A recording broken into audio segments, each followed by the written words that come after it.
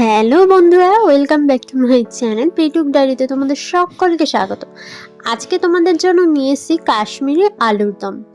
তো প্রথমেই আমি আলুগুলোকে আলুর দমের আকৃতিতে কেটে নিয়েছি আর সেগুলোকে খুব ভালো করে ধুয়ে নিয়েছি, পেঁয়াজটাকেও ধুয়ে নিয়েছি। আর একটা স্পেশাল মশলা লাগবে যেটাতে জয়িত্রী, জায়ফল, শাহি জিরে, গরম মশলা, গোটা গরম মশলা যা যা আছে ভালো করে একটুখানি ভেজে নিয়ে ওটাকে গুঁড়ো করে নেব।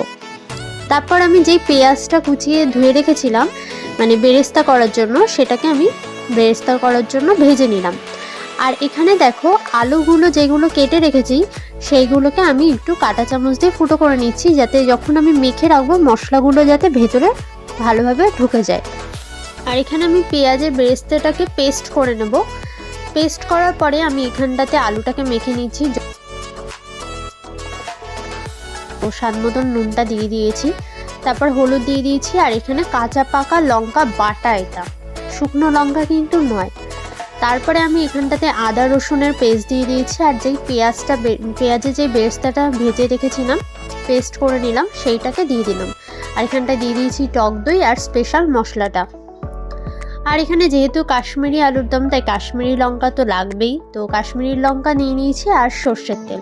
এটাকে এবার খুব ভালো করে মেখে মোটামুটি 1 ঘন্টা মতন রেখে দেব।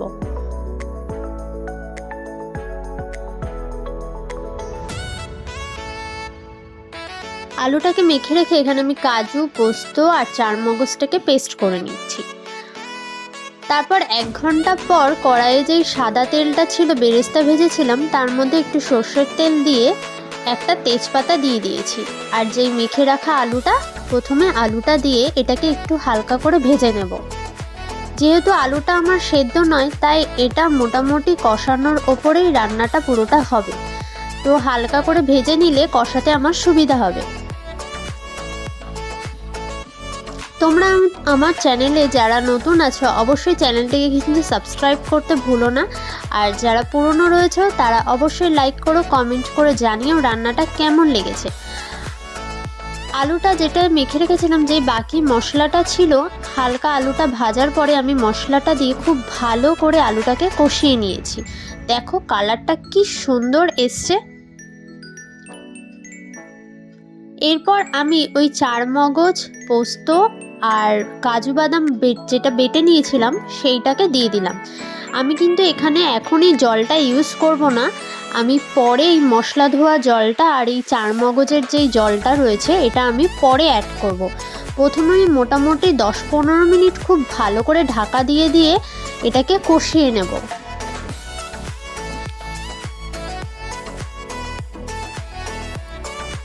মোটামুটি আমার কষানো হয়ে গেছে। এবার আমি ওই চারমগজের জলটা দিয়ে দিলাম আর মশলা ধোয়া জলটাও দিয়ে দিলাম।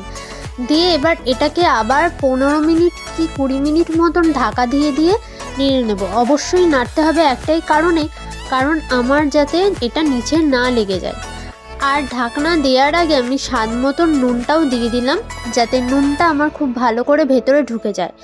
আর মশলাটাকে ব্যালেন্স করার জন্য রান্না কিন্তু সামান্য চিনি না দিলে একটুও জমবে না, তো সামান্য চিনিও দিয়ে নিয়েছি। কিন্তু বেসিক্যালি এই রান্নাটা একটু ঝাল ঝাল খেতেই ভালো লাগে। তো আমি মাঝখানে ঢাকনাটা খুলে একটুখানি এপিট ওপিট করে দিচ্ছি আলুগুলোকে আর চেক করে নিচ্ছি যে সেদ্ধ হয়েছে কিনা। তা দেখলাম না, আলুটা এখনও অবধি সেদ্ধ হয়নি। আবার 10 মিনিটের জন্য আমি ঢাকনাটা দিয়ে দিলাম। তো দেখতেই পাচ্ছ ঢাকনাটা আবার খুলে ফেলেছি। খুলে এবার চেক করে দেখলাম মোটামুটি হ্যাঁ আলুটা সেদ্ধ হয়ে গেছে। তো স্পেশাল যেই মশলাটা ভেজে রেখেছিলাম কাশ্মীরি আলুর দমের জন্য সেটাও দিয়ে দিয়েছি আর বেরেস্তা তো দিয়েই দিয়েছি। তো আমার আজকের কাশ্মীরি আলুর দম একদম রেডি। তোমরা অবশ্যই জানিও কেমন লাগলো, ভালো লাগলে অবশ্যই শেয়ার করো আর বাড়িতে অবশ্যই রান্না করে দেখো, খেতে কিন্তু অসাধারণ লাগে। এখনকার জন্য টাটা, দেখাবে নেক্সট ভিডিওয়।